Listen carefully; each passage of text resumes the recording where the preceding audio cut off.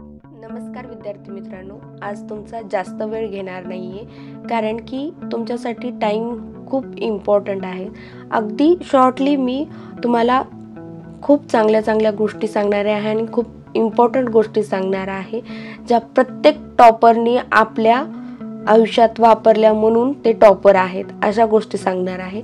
तर उद्या जर तुमचा पेपर आहे आणि आज तुम्ही जर हा व्हिडिओ पाहत असाल तर खूप इम्पॉर्टंटली आहे हा व्हिडिओ, शेवटपर्यंत नक्कीच पहा. फर्स्टली काय करायचं विद्यार्थ्यांनी, आधीच्या जे 2-3 वर्षापूर्वीचे जे क्वेश्चन पेपर असतात ना, ते सोडवलेले जर असतील तर चांगलीच गोष्ट आहे. जर नाही सोडवलेले जर असतील तर ते क्वेश्चन पेपर पाहायचे, की त्यातील क्वेश्चन पाहायचे, की एक कागद घ्यायचा आणि कागदावर क्वेश्चन पाहायचा.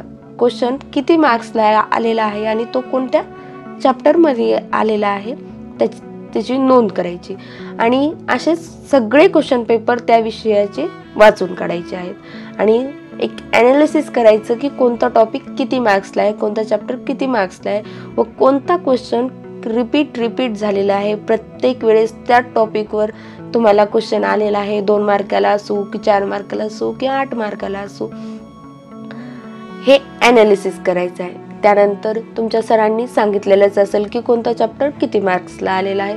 त्यावरून मग जे जास्त मार्काला जे चॅप्टर आलेले आहेत त्यांना फक्त रीड करायचं, फक्त वाचन करायचं, घोकमपट्टी करायची नाही, कारण की आपल्याकडे वेळ कमी आहे. फक्त शांतली माइंड ठेवून वाचन करायचं. जेवढं लक्षात बसतं तेवढं ठीक आहे. फक्त एक्झाम्पल छान प्रकारे वाचून काढायचे आहेत, कारण की त्या टॉपिकशी रिलेटेड जर एक्झाम्पल जरी आपल्याला आठवलं तर आन्सर लिहायला सोपं जातं.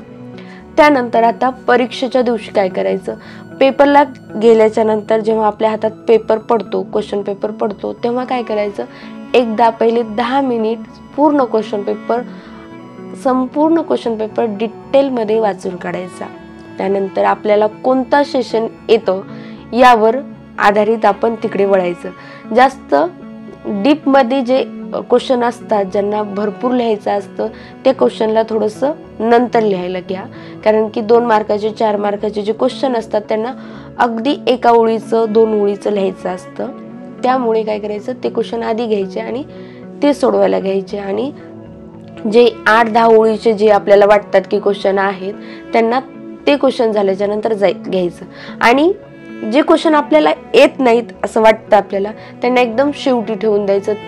ते आठवत बसण्यापेक्षा त्यांना एकदम शेवटी ठेवायचं आणि क्वेश्चन पेपरमध्ये आन्सर लिहिताना जास्त खाडाखोड करायची नाही, अगदी व्यवस्थित सुटसुटीत असं लिहायचं. एक क्वेश्चन झालं, त्याचं आन्सर झालं की एक लाईन मारायची, म्हणजे अगदी पेपर सुटसुटीत आणि छान दिसतो, जे की तपासणाऱ्यावर आपलं इम्प्रेशन पडतं. तर अशा पद्धतीने जर तुम्ही फोकस करून अभ्यास केला किंवा प्रिपेरेट जर अभ्यास केला, फक्त वाचन करायचं, रिव्हिजन करायचं, घोकमपट्टी अजिबात करायची नाही आदल्या दिवशी आणि क्वेश्चन पेपर जेव्हा सोडवता तेव्हा गोंधळ करायचा नाही. एकदम सायलेंटली जे आपल्याला येतं की कोण काय करायला याच्याकडे न लक्ष देता आपल्याला जे येतं ते पद्धतशीरपणे मांडायचं पेपरमध्ये. तर व्हिडिओ कसा वाटला मला नक्कीच कळवा.